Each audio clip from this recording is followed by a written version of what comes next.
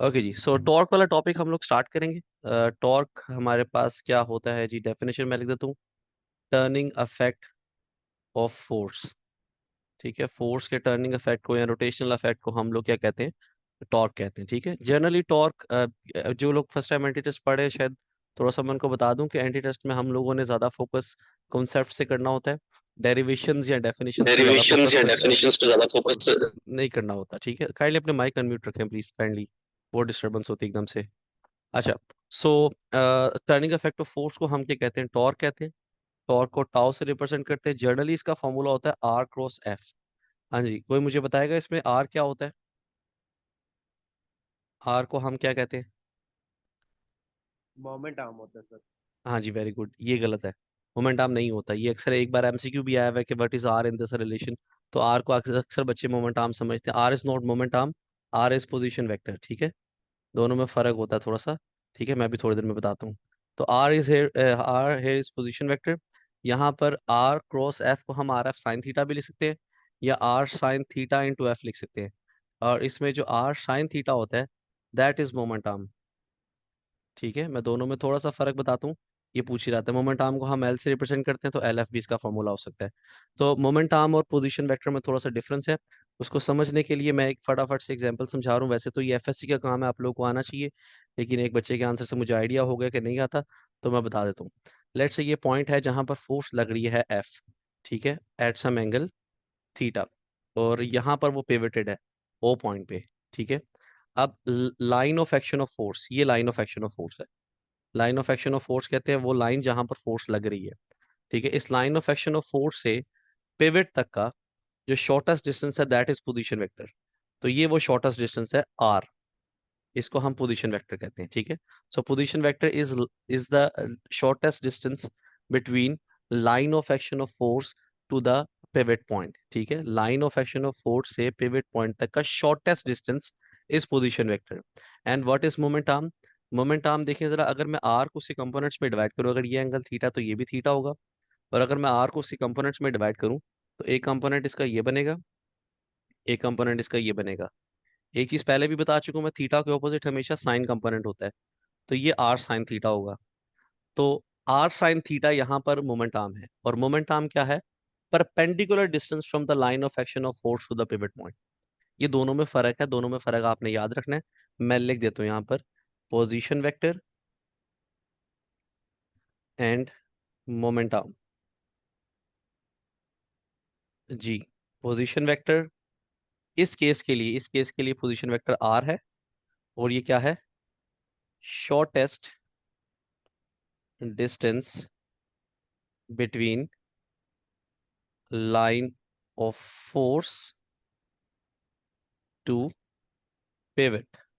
ठीक है, पिवट वो पॉइंट जहां पे रोटेशन हो रही है। ठीक है, वो ओ पॉइंट जो हमने कहा है। और मोमेंट आर्म क्या है यहाँ पे? Moment arm is perpendicular distance. आप देख सकते हैं कि वो जो रेड लाइन मैंने बनाई है आर साइन थीटा वाली, वो line of action of force और पिवट के दरमियान का परपेंडिकुलर डिस्टेंस बन रही है। ये वाली लाइन की बात हो रही है। तो ये हमारे पास क्या है? Moment arm. तो ये परपेंडिकुलर डिस्टेंस है।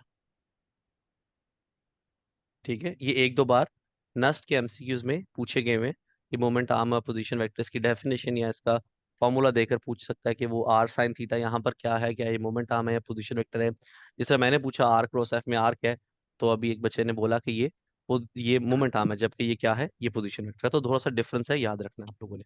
अच्छा जी। अच्छा, अब जिस तरह आप लोगों ने, हमने फोर्स के कुछ फॉर्मूलाज पढ़े हुए हैं।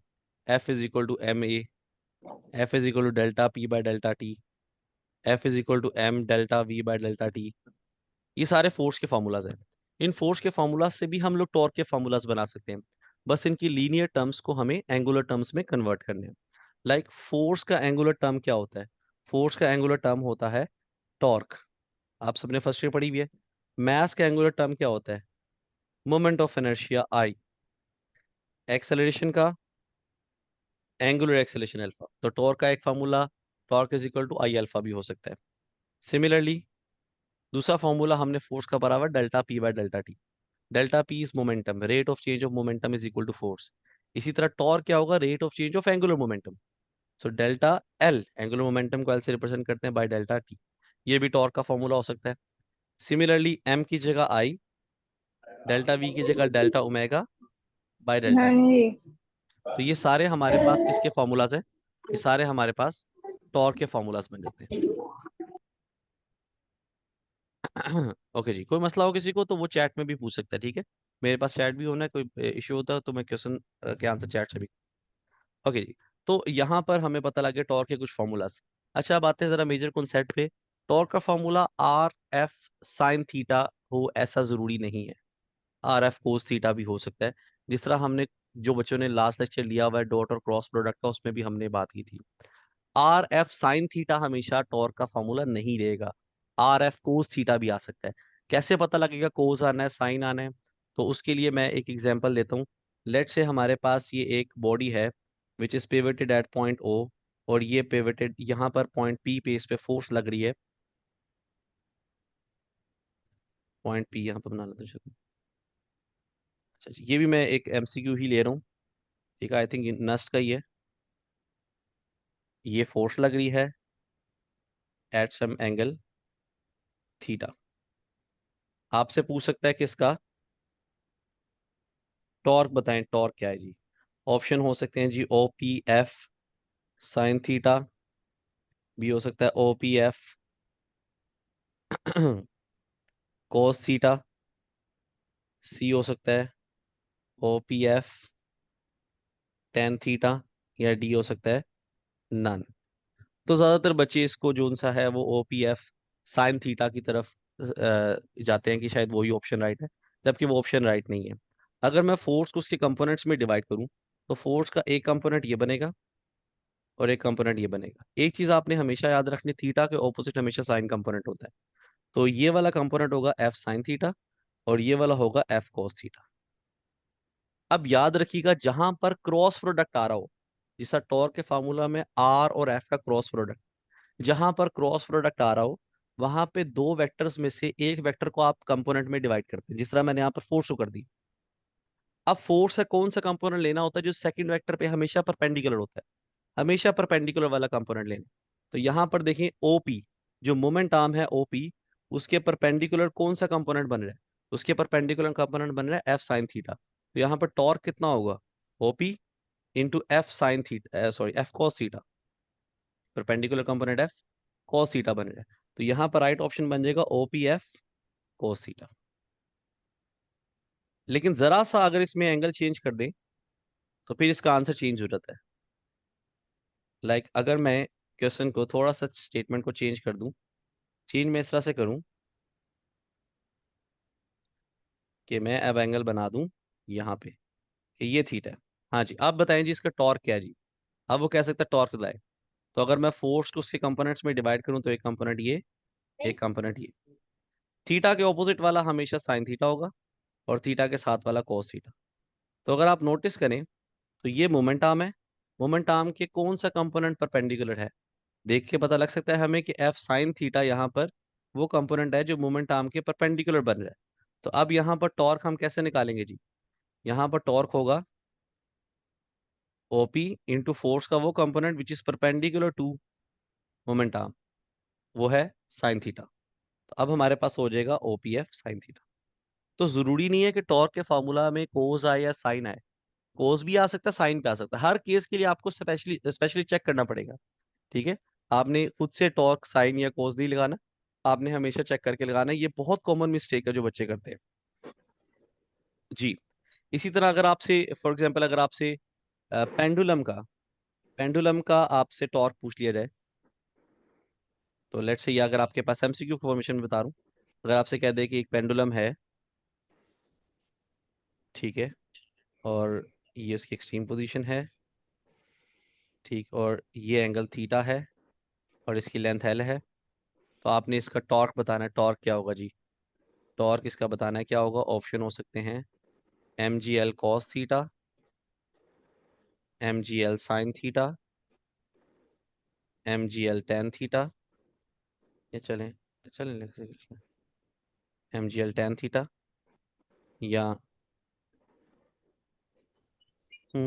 एक और काम कर लेते हैं, इसको यहाँ पर एंगल हम अल्फा रख लेते हैं और m g l sine alpha and both A and B, ठीक है, mgl साइन थीटा भी लिख लेते हैं। चलो जी, इस करके आपसे एमसीक्यू पूछा जा सकता है। तो जरा देखते हैं, टॉर्क निकालते हैं। देखिए जरा, ये है जी हमारे पास थीटा, और ये इसका वेट है, वेट डाउनवर्ड होगा mg, ठीक है। और अगर हम वेट को या लेंथ को चले हम उसकी कंपोनेंट्स में डिवाइड कर दें, तो एक कंपोनेंट थीटा के अकॉर्डिंग ये बनेगा, एक कंपोनेंट ये जो येलो वाली लाइन है ये इसकी लेंथ है, थीटा के ऑपोजिट साइन थीटा होगा, और थीटा के साथ कोस थीटा होगा। तो आप देख सकते हैं कि ये जो एल कोस थीटा है ये एम जी के परपेंडिकुलर आ रहा है, ठीक है। तो यहाँ पर टॉर्क किसके इक्वल होगा, m g into moment arm, यहाँ पर क्या बन रहा है, एल कॉस थीटा, ठीक है, ये मोमेंट आर्म बन रहा है। लेकिन चले अल्फा के अकॉर्डिंग भी अगर हम उसके कंपोनेंट्स में डिवाइड करके देखें, तो अल्फा के अकॉर्डिंग कैसे कंपोनेंट्स बनेंगे, अल्फा के अकॉर्डिंग एक कंपोनेंट ये, एक कंपोनेंट ये, अल्फा के ऑपोजिट होगा एल साइन अल्फा। तो अगर आप नोटिस करें, तो एल साइन अल्फा भी एम जी के परपेंडिकुलर आ रहा है। तो टॉर्क यहाँ पर m g into l sine alpha से भी निकल सकता है। तो मतलब ए वाला ऑप्शन और बी वाला ऑप्शन दोनों करेक्ट है, मतलब बोथ ए एंड बी यहाँ पर राइट ऑप्शन बन जाएगा, ठीक है। तो आपने बड़े एहतियात से जो है वो इसको चीज़ों को देखना है आपने। सर एक दफा प्लीज ये वाला दोबारा रिपीट कर देंगे। मैं दोबारा बता देता हूँ, किस चीज़ का, दोनों का या फिर अल्फा वाले का या थीटा वाले का या दोनों वाले, दोनों का। दोनों का सर, दोनों का प्लीज। अच्छा चले मैं दोबारा बता देता हूँ, देखिए जरा, डायग्राम आपके पास ये गिवन है, बता दूं जरा इसको, इस तरह से आपको एंगल थीटा भी गिवन है, अल्फा भी गिवन है, ठीक है। आपने बताना है इसका टॉर्क, ठीक है। तो आपने क्या करना है, एल को, मोमेंट आर्म को, या फोर्स को कंपोनेंट में डिवाइड कर दे, या लेंथ को कंपोनेंट में डिवाइड कर दे, जो आसान होता है। जिस तरह पीछे वाले जो एग्जांपल्स है उसमें हमने फोर्स को डिवाइड कर दिया था, यहाँ पर लेंथ को डिवाइड कर सकते हैं, तो उसको डिवाइड कर दे। दो वेक्टर्स में से फोर्स या मोमेंट आर्म में से किसी को कंपोनेंट में डिवाइड कर दे, और जिसको कंपोनेंट में डिवाइड किया है उसका दूसरे वेक्टर पे परपेंडिकुलर कंपोनेंट देखना है, ठीक है। अच्छा अब यहाँ पर देखिए जरा, अच्छा एक्सिस के हिसाब से एक्सप्लेन करने की जरूरत नहीं है, ये आमना एक दो बच्चे पूछ रहे कि एक्सिस के हिसाब से, एक्सिस के हिसाब से कुछ जरूरत नहीं एक्सप्लेन करने की, कि एक्स एक्सिस से एंगल ये बन रहा होगा, वाई एक्सिस से ये बन रहा होगा, वो आपको कंफ्यूज करेगा। मैं आपको जो बता रहा हूँ आप वो समझे। थीटा के ऑपोजिट वाला कंपोनेंट हमेशा साइन कंपोनेंट होगा, ये चीज याद रखनी पहले नंबर पे आपने। और आपने वो कंपोनेंट लेना है जो दूसरे वेक्टर पे परपेंडिकुलर होगा। दूसरी बात आपने ये याद रखनी है, आपका कभी काम गलत नहीं होगा, ठीक है। तो अगर एल को देखें, एल को अगर मैं कंपोनेंट्स में डिवाइड करूँ थीटा के अकॉर्डिंग, तो एक कंपोनेंट ये, एक कंपोनेंट ये, ठीक है। तो ये एल, एल का थीटा के ऑपोजिट वाला साइन थीटा होगा, थीटा के साथ वाला कोस थीटा होगा। तो अब देखें, ये लाइन है, ये हमारे पास, ये जो मैं रेड से मार्क करूं, ये हमारे पास line of action of force है, इसके परपेंडिकुलर डिस्टेंस बन रहा है एल कोस थीटा। तो हमारे पास टॉर्क बन गया m g l cos theta. और अगर मैं अल्फा के अकॉर्डिंगली इसको डिवाइड करूं, तो एक कंपोनेंट ये, ग्रीन से बना रहा हूं मैं, एक कंपोनेंट ये, अल्फा के ऑपोजिट एल का होगा एल साइन अल्फा, अल्फा के साथ होगा एल कोस अल्फा। तो आप देख सकते हैं कि l sine alpha m g के परपेंडिकुलर बन रहा है। तो यहां से टॉर्क निकल आएगा m g l sine alpha. तो दोनों इसके कंपोनेंट्स बन सकते हैं, दोनों इसके आंसर बन सकते हैं जी। और कोई मसला किसी को है तो बताएं।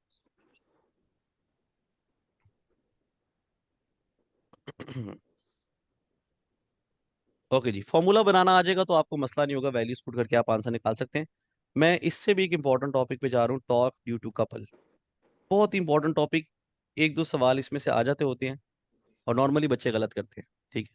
क्योंकि इसमें थोड़ी सी एक टेक्निक है, टॉर्क ड्यू टू कपल, दो फोर्सेस की वजह से जब टॉर्क होता है उसको टॉर्क ड्यू टू कपल कहते हैं। लाइक आप स्टीयरिंग व्हील को रोटेट करें, तो अगर आपके पास ये एक स्टीयरिंग व्हील है, तो आपको पता है कि आप उस पर दो फोर्सेस लगाते हैं, एक उसके अपर साइड पे F1, और एक उसके लोअर साइड पे F2।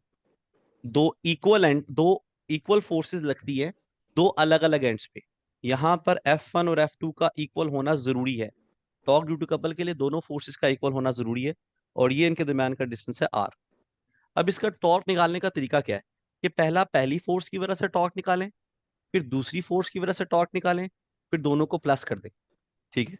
तो उससे जो टॉर्क प्रोड्यूस होगा वो टॉर्क ड्यू टू कपल होगा। ये काम काफी लंबा हो सकता है, काफी कॉम्प्लेक्स हो सकता है। मैं इसके लिए आपको एक छोटी सी ट्रिक बताऊंगा, ये मेरे ट्रिक याद रखेंगे, तो टॉर्क ड्यू टू कपल के जितने मर्जी कॉम्प्लेक्स प्रॉब्लम्स आ रहे हैं जीके में आ जाए, प्यास में आ जाए, एनएटी में तो इतने ज़्यादा मुश्किल नहीं आते, लेकिन फिर भी उसमें आ जाते होते हैं। किसी में भी कॉम्प्लेक्स से कॉम्प्लेक्स प्रॉब्लम्स आ जाए, यूईटी में आ जाए, आप लोग बड़े आराम से कर लेंगे। एक छोटा सा फॉर्मूला याद रखना है, अपनी फनकारी कोई नहीं लगानी, जो मैं बता रहा हूँ सिर्फ सिंपल ही वो काम करना है। टॉर्क ड्यू टू कपल अगर आपने निकालना है तो उसका फॉर्मूला क्या है, सिंगल फोर्स, क्योंकि दो फोर्सेस लग रही है ना, दोनों इक्वल है, कोई सी एक फोर्स का मैग्नीट्यूड पुट कर दे, into perpendicular distance between forces. ये फॉर्मूला बहुत ही आसान फॉर्मूला लगाने में, ठीक है। मैं भी एग्जांपल करवाता हूँ तो आपको आइडिया होगा कि कितनी मुश्किल सी एग्जांपल हम बिल्कुल 1 सेकंड के अंदर कर लेंगे, ठीक है। चलें जी, ये फॉर्मूला याद करके लगाएंगे तो कोई मसला ही नहीं होगा, ठीक है। लेट्स से मैं कुछ केसेस इसके करवाता हूँ, ये हर केस एक तरह का एक एमसीक्यू ही है। केस नंबर 1 देखें जी जरा। Let's say we have a metre rod, आप सब ने आंसर करना है, ठीक है। मैं जो क्वेश्चन पूछूंगा उसका आंसर करेंगे तो आप सीखेंगे ज्यादा, ठीक है। अगर आंसर नहीं करेंगे ना और बैठे रहेंगे, अगर सॉल्व करने की कोशिश नहीं करेंगे तो फिर कोई फायदा नहीं इन सेशंस का। एमसीक्यूज की जितनी ज्यादा प्रैक्टिस करेंगे क्लास में, जितने ज्यादा रिस्पॉन्सिव होंगे एंटीटस की, उतना ज्यादा फायदा होगा। एंटीटस की क्लास एफएससी की क्लास की तरह, इंटर की क्लास की तरह नहीं होती, इसमें आपको रिस्पॉन्स करना पड़ता है, ठीक है। तो रिस्पॉन्स करने के लिए आपको टीचर के साथ साथ चलना पड़ता है, टीचर जो क्वेश्चन करे उसको समझना है, ठीक है। अच्छा जी, तो लेट्स से ये आपके पास एक मीटर रोड है, इस पे 10 न्यूटन की फोर्स इस तरफ लग रही है, 10 न्यूटन की फोर्स इस तरफ लग रही है, ठीक है। आपने इसका टॉर्क ड्यू टू कपल बताना। टॉर्क ड्यू टू कपल अगर ना भी पूछा हो, दो फोर्सेस दी हुई है, तो आपने टॉर्क ड्यू टू कपल ही बताना होता है। चलें जी, करें जरा सॉल्व इसको।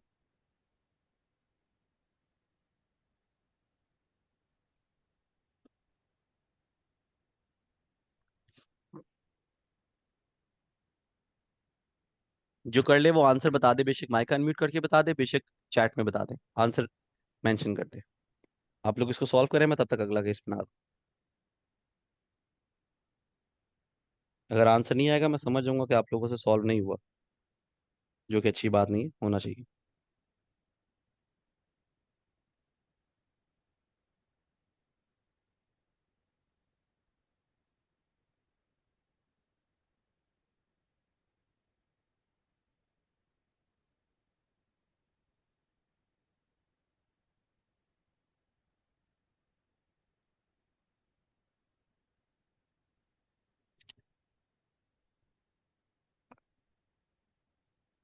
जी ये तो बहुत सिंपल था, ये तो सिंपल वाला नहीं हो रहा तुम लोग से, बाकी कैसे करोगे। टॉर्क ड्यू टू कपल निकालना है। क्या बताया जी मैंने, टॉर्क ड्यू टू कपल कैसे निकालना है।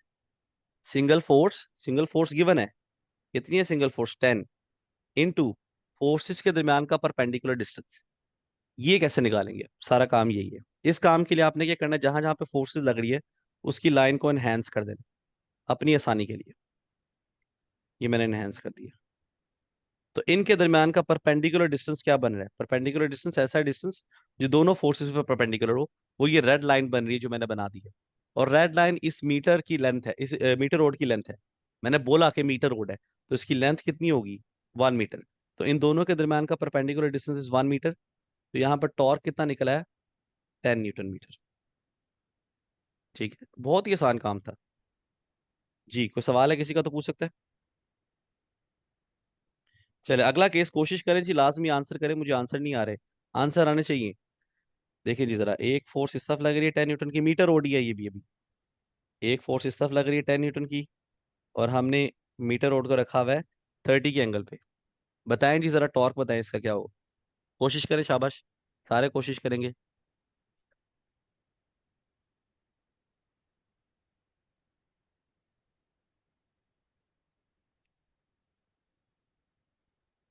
चले, बड़े बड़े इंटेलिजेंट बच्चे बैठे होंगे यहाँ पे, कोशिश करें, हिम्मत माने। जो मैंने ट्रिक बताया उससे करेंगे, 1 मिनट के अंदर सॉल्व होगा। Sir 10 sin 30। 10 sin 30, sin 30 की वैल्यू भी तो पता होनी चाहिए ना। 1/2। 1/2, हाँ जी। अच्छा जी, 10 cos 30 को वैल्यू नहीं पता होनी चाहिए, वैल्यू आपको साइन कोस की वैल्यूज पता होनी चाहिए, hourly without calculator, calculator use नहीं करना, अलाउ नहीं होता, फाइव ठीक है। आंसर आएगा। 5 आंसर आएगा, देखते हैं जी जरा। चले जी, मैंने आपको क्या बताया, टॉर्क ड्यू टू कपल किसका निकालना है आपने, सिंगल फोर्स कितनी है जी, 10, into perpendicular distance between them. Perpendicular distance निकालने के लिए मैंने कहा line of action of force को एनहेंस करे। ये देखिए जी, line of action of force को एनहेंस करूं मैं, ये डिस्टेंस 1 मीटर का है, अगर मैं इस 1 मीटर को अपने कंपोनेंट में डिवाइड करूँ, एक कंपोनेंट ये बनेगा, एक कंपोनेंट ये, ठीक है। थीटा के ऑपोजिट वाला, थीटा के ऑपोजिट वाला कंपोनेंट कौन सा होगा? थीटा के ऑपोजिट वाला कंपोनेंट होगा 1 sin 30। और थीटा के साथ वाला कौन सा होगा? 1 cos 30। अब मुझे बताएं, ये एक line of action of force ये है, एक line of action of force ये है, इनके दरम्यान का परपेंडिकुलर डिस्टेंस ये नहीं बन रहा 1 cos 30? तो टॉर्क हो जाएगा जी 10 × 1, 10 सिंगल फोर्स, और इनके दरम्यान का perpendicular distance 1 cos 30। cos 30 is 0.86। तो आंसर कितना निकला है? 8.6 Nm। ठीक है, एक आध बच्चे ने आंसर ठीक बताया था मेरे ख्याल से। हाँ जी, देखें जरा, बाकी लोग भी देखें कहाँ से गलती की है। हमेशा साइन नहीं आना, हमेशा कोस नहीं आना। साइन भी आ सकता है, कोस भी आ सकता है, हमेशा लगा कर चेक करना है। चलें जी, मैं एक और केस बना रहा हूँ जी, सॉल्व करना है सबने फिर से। केस नंबर 3, ये भी एक तरह का एमसीक्यू बन सकता है जी।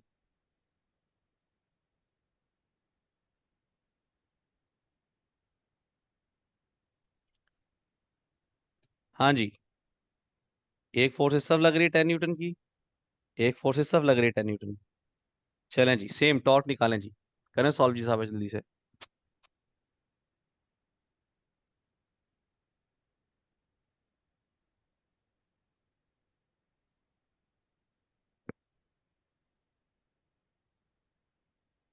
जी तलहा का ठीक है जी, गुड तलहा। बाकी लोग? तलहा माइक अनम्यूट करके बताएं जरा कैसे सॉल्व करेंगे।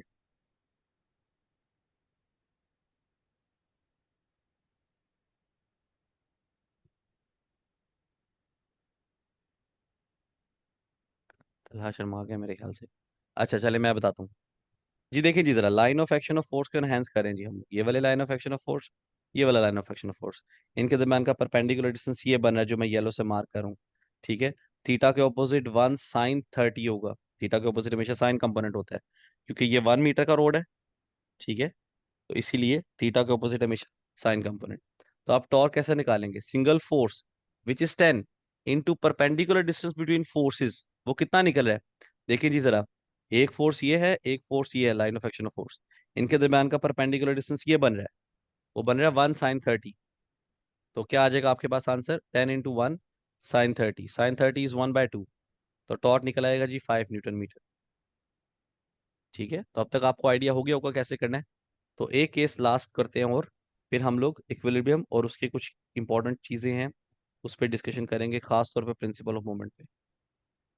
जी नेक्स्ट देखिएगा जी, जरा ये भी सारा उन्हें ट्राई करना जी।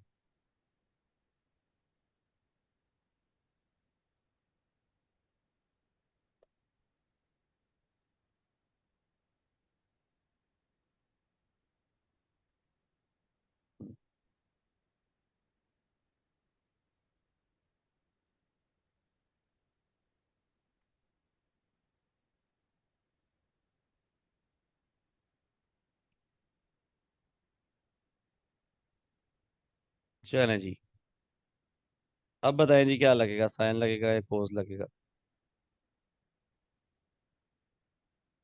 1 मीटर का रोड ही है।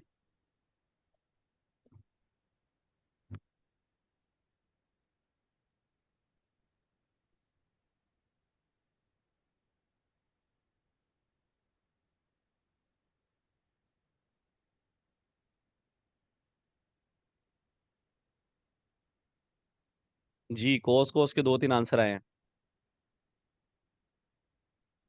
देखिए मैंने कहा है कि अपनी फनकारी ना लगाए, मैं जो काम करवा रहा हूँ उसको देखे जरा, देखें जरा, line of action of force को एनहांस करना सबसे पहले। ये line of action of force को एनहांस कर दी मैंने।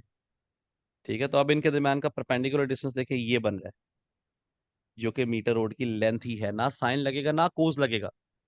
ठीक है, हाँ जी बिल्कुल, पर वेरी गुड, बिल्कुल। ये जिसने भी बताया ठीक बताया, मुंतसिर ने।